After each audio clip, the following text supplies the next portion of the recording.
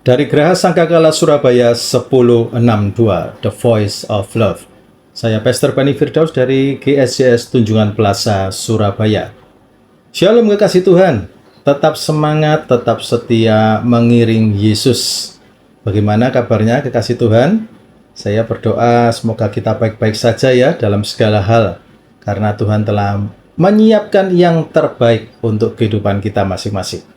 Kekasih Tuhan, satu minggu ini ketika saya sedang mempersiapkan bahan untuk membina sel grup anak muda tentang personal branding atau personal development, saya menerima beberapa berita viral.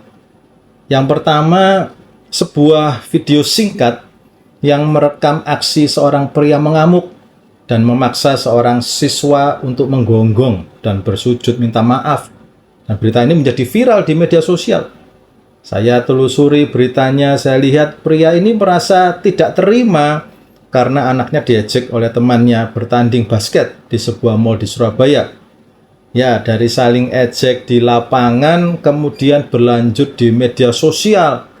Akhirnya pria ini marah mendatangi teman anaknya kemudian memerintahkan untuk meminta maaf dengan memaksa bersujud hingga menggonggong.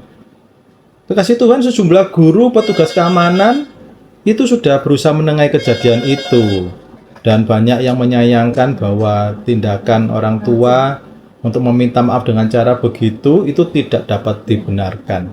Dan akhirnya berita-berita terakhir mungkin si pria sudah ditangkap oleh pihak berwenang dan sebagainya. Nah, pada berita yang kedua saya menerima juga ada teman saya yang berkata, "Pastor, itu loh ya, daerah tol Cipularang itu kok terjadi kecelakaan lagi." Wah iya, ternyata terjadi kecelakaan lagi. Kekasih Tuhan ya, kecelakaan beruntun yang disebabkan truk yang sedang membawa muatan berat mengalami rem blong. Waduh, dan kemudian menabrak total 21 kendaraan yang berada di depannya saat sedang terjadi perlambatan di area turunan. Dan data yang saya terima sejauh ini, insiden itu menyebabkan 1 orang meninggal dunia. Dan yang terakhir ini berita yang saya dengar sendiri karena di daerah rumah saya, daerah Wonorejo situ ya, Surabaya Timur, terjadi kecelakaan motor menabrak mobil. Menurut info sekitar, pengendara motor ini berkecepatan tinggi dan menabrak mobil dari belakang. Pengendara motor tidak pakai helm, naik motor sport dan akhirnya meninggal dunia. Pantesan pada waktu kejadian itu saya lewat macet banget dan saya melihat pengendara motor ini sudah tergeletak tak berdaya. Kekasih Tuhan, kalau kita perhatikan 3 peristiwa ini, sebenarnya bisa saja dihindari, ya, bisa saja tidak terjadi. Masalahnya adalah masing-masing pelaku tidak memiliki langkah yang bijak. Peristiwa yang pertama tadi, pria yang meminta maaf untuk supaya menggonggong juga terjadi karena apa? Pertemanan anaknya yang tidak sehat, bertanding saling ejek, dan akhirnya berlanjut. Pria ini pun juga sebetulnya tidak perlu marah seperti itu kalau mau dengan langkah yang bijak. Akibat langkahnya yang tidak bijak, maka berurusan lebih dalam dengan pihak kepolisian. Dan banyak yang menyerang juga ya, untuk anaknya juga yang kekanak-kanakan. Kok lapor-lapor ke orang tua? Kenapa kok anak sudah dewasa, usia segitu, kok masih melibatkan orang tua dalam menyelesaikan masalah? Demikian juga truk yang kecelakaan. Penyebabnya apa? Penyebabnya setelah ditelusuri adalah overload. Nah, kalau pemilik truk memiliki langkah bijak, tidak mungkin terjadi kecelakaan seperti itu. Kan sudah ada aturan batas muatan di setiap truk, tapi nyatanya dilanggar. Berarti memang tidak mau memilih langkah yang bijak. Demikian juga pengendara motor yang meninggal di daerah dekat rumah saya, itu tidak memiliki langkah yang bijak. Sudah tahu kalau ada peraturan naik motor harus pakai helm dan jangan ngebut. Ini jalan raya, bukan untuk race atau untuk balapan. Kekasih Tuhan, ketiga peristiwa ini memiliki pelaku yang berbeda latar belakang, berbeda profesi, berbeda perekonomian. Tetapi kelemahannya adalah sama, yaitu tidak adanya langkah yang bijak. saya pun juga bisa salah langkah, bukan langkah yang bijak yang saya lakukan. Saya pun pernah mengalami kecelakaan motor karena tidak memiliki langkah yang bijak. Motor baru beli, baru keluar, ya baru 1 bulan saya pakai untuk mengebut karena waktu itu usia berapa ya, waktu masuk SMA. Nah, karena terpancing emosi, akhirnya saya tidak melangkah dengan bijak. Saya ambil motor, saya kejar motor yang lain, akhirnya saya sendiri kecelakaan tunggal. Ya, lututnya luka, harus dijahit, dan itu pun waktu dibius, biusnya pun tidak jalan. Sampai dokternya sama suster itu bingung-bingung, kasih Tuhan ya. Pak, ini loh sudah berulang kali loh dibius, kenapa kok masih terasa? Ya, karena saya tidak memilih langkah yang bijak. Ternyata kasih Tuhan, semua kalangan itu membutuhkan langkah yang bijak. Langkah yang bijak itu perlu dalam kehidupan kita. Dan firman Tuhan hari ini mengajak kita untuk berkaca tentang semua perlu langkah bijak. Kita akan memiliki prinsip-prinsip dari langkah bijak dari kitab Bilangan. Kalau pertemuan-pertemuan sebelumnya kita membahas prinsip-prinsip praktis kebenaran firman Tuhan ya, dari kitab Kejadian, Keluaran, Imamat, dan sekarang adalah di kitab Bilangan. Ya, langkah bijak apa yang diberikan kitab Bilangan untuk kita? Yang pertama, langkah bijak dalam melangkah dalam pemeliharaan Allah. Ya, prinsip pertama adalah melangkah dalam pemeliharaan Allah. Dalam kitab Bilangan, Tuhan itu mempersiapkan angkatan keluaran, yaitu bangsa Israel yang setelah keluar dari Mesir, sedang menuju tanah yang dijanjikan Tuhan, tanah perjanjian. Bangsa Israel itu tidak menguasai jalan menuju tanah perjanjian.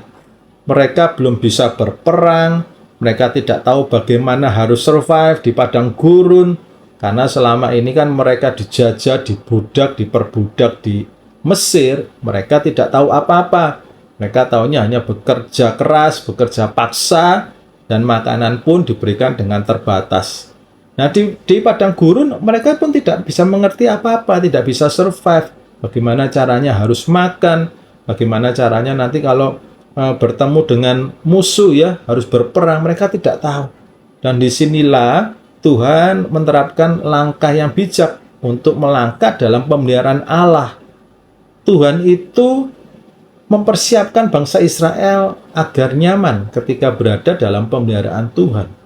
Jadi Tuhan itu kalau menyuruh umatnya itu tidak langsung tanpa ada persiapan dari Tuhan. Tuhan itu sudah mempersiapkan semuanya. Kita baca dulu ya di Bilangan 9 ayat yang ke-15. Bilangan 9 ayat yang ke-15. Pada hari didirikan kemah suci, maka awan itu menutupi kemah suci, kemah hukum Allah. Dan pada waktu malam sampai pagi, awan itu ada di atas kemah suci, kelihatan seperti api.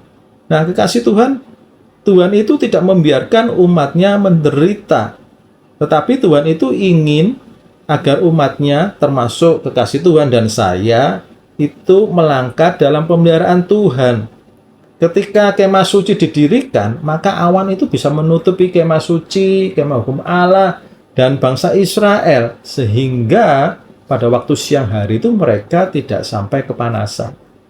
Coba kalau mereka, ya bangsa Israel tidak mau nurut, ya tidak mau mendirikan kemah suci, aku tak jalan aja pulang ke Mesir. Wah, pasti mati garing, ya kan? Mana bisa dilindungi sama awan dari Tuhan Yesus, ya kan? Tidak bisa dilindungi sama tiang awan. Karena apa? Melarikan diri dari pemeliharaan Tuhan. Bahkan malam hari di padang gurun itu bisa dingin, dan di situ ada lidah api, bukan lidah api ya, tiang api ya. Jadi tadi dikatakan tiang awan itu kelihatan seperti api di malam hari. Untuk apa? Untuk melindungi umatnya dari hawa dingin dan dari serangan-serangan hewan liar di padang gurun. Lihat kekasih Tuhan, kalau Tuhan itu sudah menyuruh kita masuk dalam pemeliharaan Tuhan, kita sebaiknya melangkah bijak, jangan melangkah ke hal-hal duniawi. Ayo masuk saja, karena Tuhan itu pasti sudah menyediakan pemeliharaan yang sempurna. Dan Tuhan ketika sudah menyiapkan semuanya, maka Tuhan itu ingin kita itu taat dalam pemeliharaannya. Ketika awan itu diam di atas kemah suci, baik itu 2 hari, mau sebulan atau lebih lama, maka orang Israel itu tetap berkemah dan tidak berangkat. Tetapi apabila awan itu naik, barulah mereka berangkat. Dan disitulah ketika titah Tuhan juga mengatakan untuk berangkat, maka kewajiban dari orang-orang Israel adalah berangkat untuk menuruti saja titah Tuhan dengan perantaraan Musa. Nah, aturan-aturan itu sebetulnya sudah disiapkan oleh Tuhan dalam pemeliharaan Tuhan itu. Yuk kalau kita bisa membaca ya, di bilangan pasal pertama sampai yang ke-9, tentunya tidak dibaca di waktu sekarang, kasih Tuhan bisa baca sendiri. Contohnya itu bisa mengenai penunjukan pemimpin untuk setiap suku. Dihitung jumlah sukunya. Kenapa kok harus dihitung? Supaya tahu membersnya itu ada berapa. Ya kan? Kalau perjalanan hilang itu bisa terdeteksi. Loh, pemeliharaan Tuhan itu selalu begitu. Tuhan itu tidak membiarkan kita itu terhilang. Selalu ada disuruh apa? Supaya kita ini bijak. Ayo coba dihitung sukunya berapa. Setelah itu perkemahannya pun juga ditentukan di bilangan itu ya. Supaya apa? Supaya memudahkan perjalanan. Ketika berjalan semuanya itu sesuai dengan draftnya, sesuai dengan aturannya, formasinya, itu berjalannya sesuai begitu. Untuk apa? Untuk memudahkan bangsa Israel dipelihara juga. Tidak terpencar ke sana ke sini. Semuanya itu terproteksi oleh pemeliharaan Tuhan. Termasuk di bilangan ada peraturan-peraturan mengenai orang-orang yang najis. Orang-orang najis itu orang-orang yang punya penyakit, gitu ya, penyakit kusta pada saat itu. Supaya apa? Supaya mereka tidak saling menulari. Supaya mereka itu bisa hidup sehat. Nah, ketika semua sudah siap, semuanya sudah sesuai dengan peraturan, maka Tuhan itu baru mengajak seluruh bangsa Israel berangkat. Ayo kita lihat bilangan 10 ayat 11 sampai 12. Bilangan 10 ayat 11 sampai 12. Pada tahun yang kedua, pada bulan yang kedua, pada tanggal 20 bulan itu, naiklah awan itu dari atas kemah suci, tempat hukum Allah. Lalu berangkatlah orang Israel dari padang gurun Sinai menurut aturan keberangkatan mereka. Kemudian diamlah awan itu di padang gurun Paran. Kekasih Tuhan, Tuhan itu ingin saudara dan saya melangkah bijak, yaitu melangkah dalam pemeliharaan Tuhan. Tetapi seringkali kita itu maunya sesuai langkahnya sendiri. Dan akhirnya berakhir dengan masalah yang lebih rumit lagi. Coba kita siang hari ini koreksi diri. Tuhan itu seharusnya sudah memberi tanda kepada kita. Hanya saja kita ini tidak bijak dan mengabaikan tanda Tuhan. Saya juga punya pengalaman, kekasih Tuhan ya. Saya pernah mengabaikan tanda Tuhan. Waktu masa-masa COVID itu kan di rumah terus ya. Bosen, kasih Tuhan ya. Di rumah terus nggak ada kegiatan. Akhirnya pingin apa? Pingin beli kamera. Kamera untuk ngevlog ya, bikin vlogging, bikin gitu ya, channel di YouTube. Tapi sebenarnya ketika saya mau membeli, Tuhan itu sudah memberi tanda kalau kameramu itu tidak bakal terpakai. Saya sebelum beli malam tidur tidak enak, 3 hari tidur tidak enak. Selalu diingatkan kameramu itu tidak bakal terpakai. Buat apa? Semuanya itu akan sia-sia, nggak akan terpakai. Tapi saya nekat, saya beli, dan ternyata setahun setengah berjalan, kameranya pun tidak terpakai. Hanya efektif pada waktu 1,5 tahun. Dan di situ barulah saya tersadar, waduh, iya ya, eman ternyata ya. Di situ saya menyesal. Dijual lagi, ruginya sudah banyak. Ruginya sudah 50% lebih. Dan akhirnya uangnya habis dan tidak menghasilkan apa-apa. Nah, kekasih Tuhan, seperti saya menuruti hawa nafsu, ingin punya kamera, akhirnya tidak mengambil langkah yang bijak. Padahal Tuhan sudah memberikan impresi dalam hati bahwa kamera itu nggak cocok untuk kamu. Kamu nggak perlu kamera yang mahal seperti itu. Saya terus diingatkan, tetapi melanggar. Akhirnya ya sedih sendiri. uangnya habis, nah kameranya akhirnya dijual, ya vloggingnya tidak jadi. Karena apa? Karena gagal, saya belum mempersiapkan segala-galanya. Nah, bagaimana dengan kekasih Tuhan? Tanda apa yang sudah terlewatkan oleh kekasih Tuhan? Tuhan mungkin sudah menyediakan peraturan untuk memenuhi keperluan kita dalam pemeliharaan Tuhan. Tetapi seringkali kita cuek. Seringkali kita memilih jalan kita sendiri. Seringkali kita mengambil langkah kita sendiri. Ayo, siang hari ini kembali kita taat. Ayo melangkah bijak.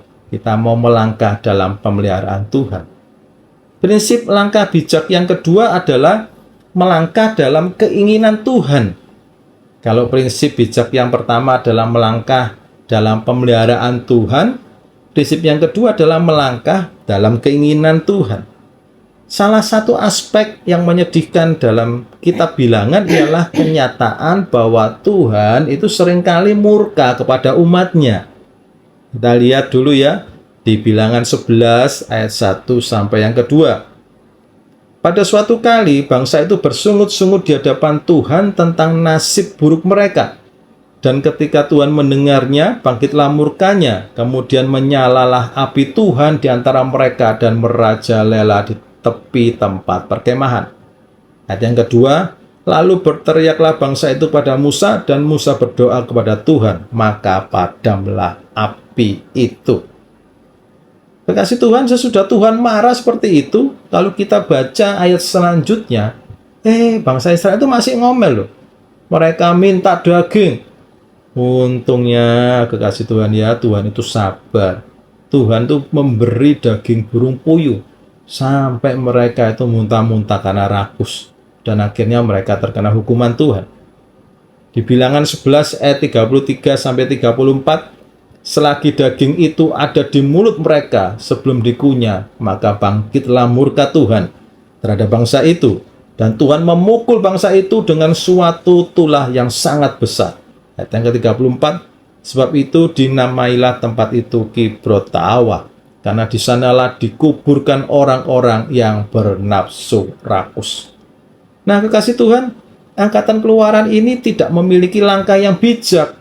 Mereka akhirnya kehilangan warisan mereka karena tidak melangkah dalam keinginannya Tuhan. Di Bilangan 10 sampai Bilangan 12 itu mereka bersungut-sungut dalam perjalanan ke Kadesi. Kemudian terjadi pemberontakan dan ketidakpercayaan di Kadesi. Dosa dan pemberontakan di padang gurun pun dilakukan bangsa Israel. Ketidaktaatan dalam perjalanan ke Moab pun terjadi. Pada akhirnya mereka bisa terkalahkan oleh bangsa lain. Karena apa? Karena mereka ini tidak melangkah dalam keinginannya Tuhan. Seharusnya perjalanan yang ditempuh itu singkat dari Gunung Sinai ke Kadesi. Tapi karena mereka tidak melangkah bijak dalam keinginan Tuhan, maka perjalanan mereka menjadi perjalanan yang penuh penderitaan dan hukuman. Dan tidak tanggung-tanggung kasih Tuhan ya, selama 39 tahun. Dan kalau kita baca terus di kitab Bilangan, ya sepanjang besar kitab Bilangan itu bangsa Israel tidak beriman, memberontak, ya tidak berterima kasih atas mujizat-mujizat dalam pemeliharaan Tuhan. Dan pada akhirnya semua orang Israel berusia 20 tahun ke atas, kecuali Yosua dan Kaleb, wafat di padang gurun. Mereka tidak menerima janji Tuhan karena tidak melangkah dalam keinginannya Tuhan. Kasih Tuhan, seringkali kita ini melangkah dalam keinginan Tuhan hanya sebentar. Baca Alkitab, merenungkan kebenaran firman Tuhan, harusnya kita lakukan siang dan malam, tetapi kita hanya baca waktu di gereja. Ya, itu pun kita baca Alkitab sekarang ini lewat gadget, ya, lewat handphone, lewat tablet. Dan kadang yang dibuka bukan Alkitab loh, tetapi WhatsApp, ya, Instagram, TikTok yang dibuka, seakan-akan kita ini membuka Alkitab.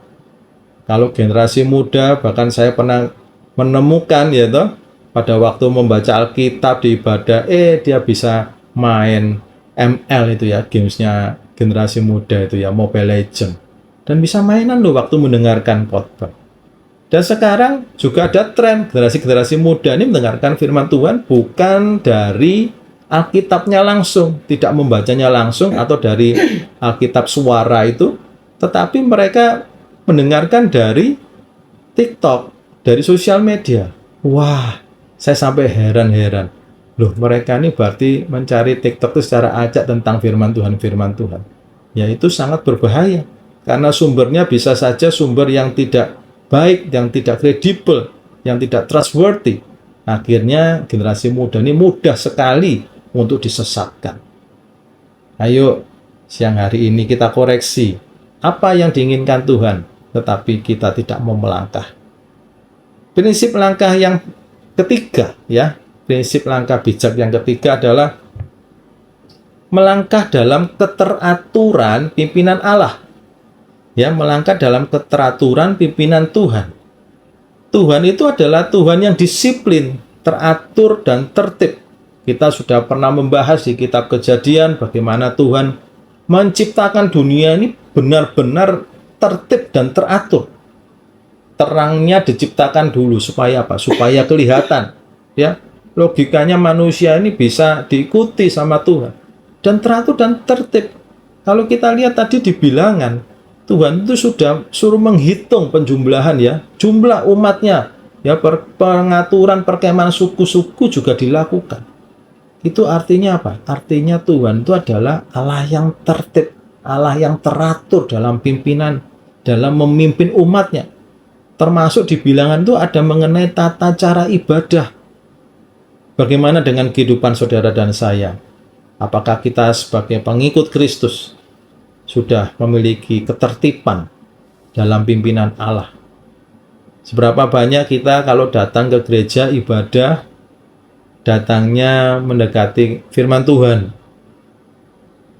Atau bahkan ada yang datang itu pertengahan firman Tuhan. Jadi firman Tuhannya kurang 15 menit, datang, kemudian dapat berkat, doa berkat, pulang. Nah, itu kan sebuah tanda bahwa kita itu tidak teratur. Padahal Tuhan itu adalah Tuhan yang disiplin, teratur, dan tertib. Bilangan ini merupakan kitab disiplin ilahi yang menunjukkan bahwa Tuhan itu memang mendisiplin dan menghukum umatnya sendiri ketika mereka terus mengeluh dan tidak percaya. Demikian juga terjadi ketika 10 pengintai, ya, 12 pengintai termasuk Kaleb dan Yosua diperintahkan oleh Musa untuk ngintip, ya kan, tanah Kanaan. Padahal cuma disuruh ngelihat saja untuk memastikan apa benar, lihat ya, penuh susu dan madu. Bagaimana, lihat rakyatnya seperti apa. Hanya disuruh untuk lihat gitu, tapi kok sayangnya 10 pengintai itu malah menebar ketakutan. Loh, ini kan tidak tertib, tidak disiplin sesuai pimpinannya Tuhan. Maunya seenaknya sendiri. Akhirnya apa? Akhirnya 10 orang tadi, 10 orang pengintai dihukum Tuhan. Lalu mereka karena takut, ya kan, akhirnya mereka membabi buta, menyerang tanpa ikut pimpinan Tuhan. Nah, ini kan ruwet. Jadi ruwet. Jadi kita ini kalau langkahnya sudah tidak bijak, langkah kita tuh harusnya mengikuti ketertibannya Tuhan, ketertiban kedisiplinannya pimpinan Tuhan. Malah kita mengambil langkah sendiri, akhirnya jadi langkah yang ruwet. Kita lihat ya, bilangan 14 ayat 41 sampai 45. Bilangan 14 ayat 41 sampai 45. Tetapi kata Musa, mengapakah kamu hendak melanggar titah Tuhan? Hal itu tidak akan berhasil. Jadi ini ceritanya kalau kita baca di ayat-ayat sebelumnya, 10 orang nggak percaya itu kan mereka kena tulahnya Tuhan. Nah, orang-orang yang mendukung 10 orang yang nggak percaya itu akhirnya merasa bersalah. Waduh, teman-temanku kena hukum Tuhan karena nggak percaya. Oke, kalau gitu kita yang akan maju. Kita akan menyerang. Ya, kita akan menyerang tanah perjanjian. Karena Tuhan sudah berjanji. Nah, ini langkah yang ruwet, langkah yang tidak bijak. Mereka tidak mengerti bahwa Tuhan itu Tuhan yang disiplin. Segala sesuatu itu harus sesuai dengan perintahnya Tuhan. Itu sebabnya ketika Musa mengetahui bahwa bangsa Israel itu mau menyerang tanah Kanaan, nah ini keluarlah ayat ini. Mengapa kamu hendak melanggar titah Tuhan? Hal itu tidak akan berhasil. Lalu lanjut ayat yang ke-42 ya. Janganlah maju, sebab Tuhan tidak ada di tengah-tengahmu. supaya jangan kamu dikalahkan oleh musuhmu. Sebab orang Amalek dan orang Kanaan ada di sana di depanmu, dan kamu akan tewas oleh pedang, dari sebab kamu berbalik membelakangi Tuhan. Maka Tuhan tidak akan menyertai kamu. Ayat yang ke-44, meskipun demikian, mereka nekat naik ke puncak gunung itu. Tetapi tabut perjanjian Tuhan dan Musa juga tidaklah meninggalkan tempat perkemahan. Ayat yang 45, lalu turunlah orang Amalek dan orang Kanaan yang mendiami pegunungan itu dan menyerang mereka. Kemudian orang-orang itu mencerai-beraikan mereka sampai ke Horma. Nah, kekasih Tuhan, lihat ya, kalau kita tidak melangkah dalam perintahnya Tuhan, Tuhan yang disiplin, maka hasilnya kita pasti tercerai-berai. Ya, usaha kita tuh akan sia-sia. Kita mungkin sudah mengumpulkan bisnis sebaik mungkin, tetapi kita tidak melangkah dalam rencana Tuhan, maka bisnis kita itu akan berantakan. Oleh Musa sudah diberitahu kan, jangan maju. Lah kok malah maju? Ayo, dalam kehidupan kita sehari-hari, apapun profesinya kekasih Tuhan, mari kita memiliki langkah yang bijak. Bijak dalam bisnis, bijak dalam profesi kita. Ya, kalau waktu bayar hutang sudah jatuh tempo, ya bayar, jangan ngemplang. Nanti kalau kita tidak jujur, Tuhan tidak berkati, kita akan jatuh ke lubang dosa yang lebih dalam lagi. Dagang juga harus jujur, jangan curi-curi spek, ya kan? Kita biasanya pedagang-pedagang itu suka mencuri-curi spek supaya untungnya lebih besar. No, padahal kan walaupun speknya sama pun ya juga sudah untung. Cuman ya lagi-lagi tadi itu ya, kita ini tidak mau melangkah dalam langkah yang bijak. Ayo koreksi diri siang hari ini. Apakah kita sudah mengambil langkah bijak untuk melangkah dalam keteraturan pimpinan Tuhan? Tuhan itu Tuhan yang disiplin dalam pimpinannya. Apa yang kita pelajari dalam refleksi hari ini? Semua orang itu perlu langkah yang bijak. Tuhan itu sudah memberi nyawanya untuk menghapus dosa bagi kita. Ayo jangan berdosa lagi. Banyak masalah itu terjadi karena kita tuh salah langkah. Kita tuh melakukan langkah yang tidak bijak. Kita menuruti hawa nafsu, kita menuruti egoisme, menuruti gengsi, merasa harga diri kita terinjak-injak. Padahal Tuhan itu sudah menghapus dosa kita. Ayo kasih Tuhan, jangan berdosa lagi. Hindari dosa-dosa itu. Keselamatan itu sudah Tuhan berikan dengan cuma-cuma. Jangan sampai kita jatuh dalam dosa, akhirnya kita binasa. Dan keselamatan itu kan hilang. Tuhan itu sudah memberikan nyawanya ganti kita. Tuhan itu juga mau kekasih Tuhan dan saya itu apa? Menikmati berkat-berkatnya di bumi seperti di surga. Jadilah orang yang melangkah dengan bijak. Mari kita perbarui komitmen kita hari ini. Kita mau melangkah sebagai orang yang bijak. Melangkah bijak dalam pemeliharaan Tuhan, melangkah dalam keinginan Tuhan, dan melangkah dalam disiplin dan pimpinan Tuhan. Semakin kita melangkah bijak, semakin kita mendapat perlindungan dan berkat yang tidak terduga serta utuh dari Tuhan.